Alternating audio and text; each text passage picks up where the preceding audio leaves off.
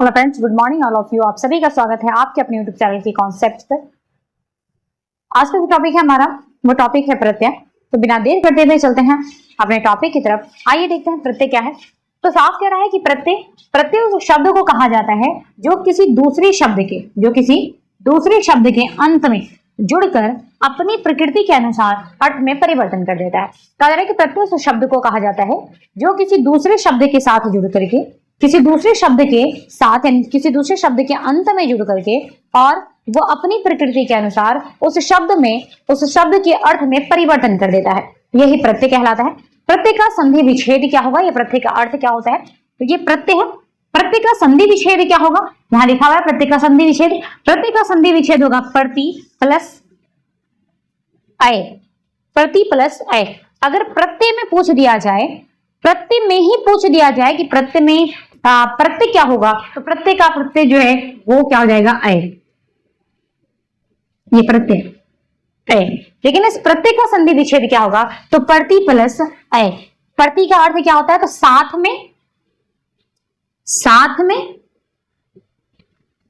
या साथ में पर बाद में,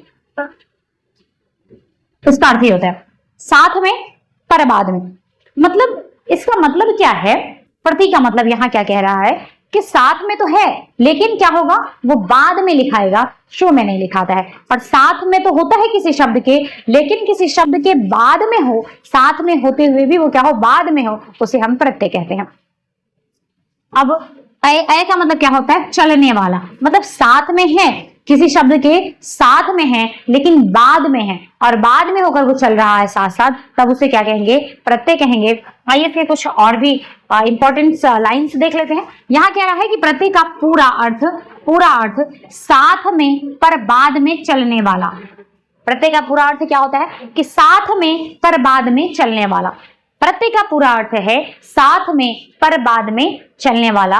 अगला लाइन से, प्रत्यय अविकारी शब्दांश होते हैं। मतलब विकारी और अविकारी शब्द पढ़े हुए हैं, अगर आप लोगों ने अभी तक नहीं देखा है तो इसी चैनल्स पर है, जाएं और जरूर देखें। तो प्रत्यय जो है वो अविकारी शब्दांश होते हैं।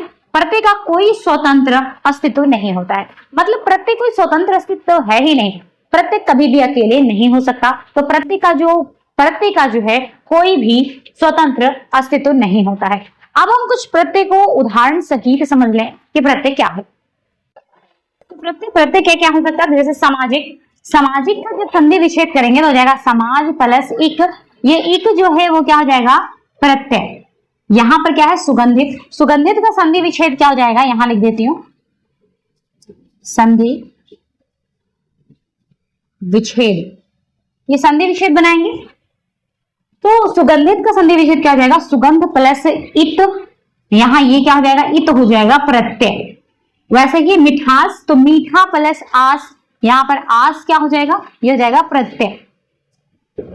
वैसे ये बिकाऊ, तो बिक प्लस आऊ हो जाएगा प्रत्यय। और यहाँ पर है होनहार, तो होन प्लस हार, ये हार हो जाएगा प्रत्यय। उसके बाद है लेनदार, तो यहाँ पर लेन प्लस दार, ये क्या हो जाएगा, तो संधि विच्छेद हो जाएगा लेनदार का। और ये दार जो है यहाँ पे क्या हो जाएगा, ये भी प्रत्यय हो जाएगा। बात आती है प्रत्यय के भेद की। तो प्रत्यय के दो भेद होते हैं। नंबर 1 में है कृंत यानी कृदंत प्रत्यय, नंबर 2 में है तद्धित प्रत्यय। कृदंत प्रत्यय किसे कहते हैं, तो कृदंत यानी कृत प्रत्यय किसे कहेंगे, तो कृदंत या कृत प्रत्यय वे प्रत्यय हैं जो क्रिया के मूल रूप यानी धातु में जोड़े जाते हैं। मतलब जिस प्रत्यय को क्रिया के मूल रूपों में जोड़े जाते हैं उसे हम कृत या कृदंत प्रत्यय कहते हैं। जिस प्रत्यय को क्रिया के मूल रूप यानी धातु में जोड़े जाते हैं उसे हम क्या कहेंगे, तो उसे कृत प्रत्यय या कृदंत प्रत्यय कहा जाता है। इस कृदंत प्रत्यय के भी कुछ भाग हैं, आइए उन्हें भी देखते हैं। तो अगला देखते हैं कृत या कृदंत प्रत्यय के भेद। कृत या कृदंत प्रत्यय जो है, कृत प्रत्यय या कृदंत प्रत्यय के जो भेद हैं वो 6 प्रकार के होते हैं, यानी उनके जो भेद है 6 भेद होते हैं। नंबर 1 में आ जाएगा अकृतवाचक कृतवाचक कृत प्रत्यय नंबर 2 में हो जाएगा क्रमवाचक कृत प्रत्यय, नंबर 3 हो जाएगा कारणवाचक यानी करणवाचक कृत प्रत्यय, नंबर 4 हो जाएगा भाववाचक कृत प्रत्यय और नंबर 5 हो जाएगा विशेषणवाचक कृत प्रत्यय और नंबर 6 हो जाएगा क्रियावाचक कृत प्रत्यय। अब हम देखते हैं कि कृतवाचक कृत प्रत्यय किसे कहा जाता है। तो कृतवाचक कृत्य प्रत्यय है कि कर्ता का बोध कराने वाले प्रत्यय को, कर्ता का बोध कराने वाले प्रत्यय को कृतवाचक प्रत्यय, कृतवाचक कृत प्रत्यय कहा जाता है। मतलब कृतवाचक कृत्य प्रत्यय किसे कहेंगे, तो जो कर्ता का बोध कराता हो, किसको, तो जो कर्ता का बोध कराता हो उसे कृतवाचक कृत प्रत्यय कहते हैं। दूसरे शब्दों में से कहा जा सकता है कि जो यानी जिस प्रत्यय से किसी के कार्य को करने वाले का पता चलता हो, कार्य को करने वाले का पता चले उसे कृतवाचक कृत प्रत्यय कहा जाता है। उसे क्या कहेंगे, तो उसे कृतवाचक कृत प्रत्यय कहेंगे जिससे किसी कार्य के करने वाले का बोध होता हो। आइए इसका उदाहरण देखते हैं और उदाहरण से इसे समझने की कोशिश करते हैं। जैसे लेखक, गायक, नायक, पाठक इत्यादि। तो लेखक में, गायक में, नायक, पाठक इस में क्या हो जाएगा, कौन सा प्रत्यय हो जाएगा, तो अक प्रत्यय है। उसके बाद है भुलक्कड़, घुमक्कड़, इसमें कौन सा प्रत्यय हो जाएगा, तो अक्कड़ इसका प्रत्यय होगा। उसके बाद है लड़ाकू, कृपालु, दयालु। लड़ाकू में आकू प्रत्यय है और कृपालु और दयालु में आलू प्रत्यय है। अगला देखते हैं कि कर्मवाचक कृत्य प्रत्यय क्या होगा, तो कर्म का बोध करने वाला, कर्म का बोध करने वाले प्रत्यय को कर्मवाचक कृत्य प्रत्यय कहते हैं। यानी जिससे किसी काम का बोध हो रहा है, जिस शब्द से किसी काम का बोध हो रहा है यानी कर्म का बोध हो रहा है, उसे हम कौन सा प्रत्यय कहेंगे, तो उसे हम कहेंगे कर्मवाचक कृत्य प्रत्यय कहेंगे।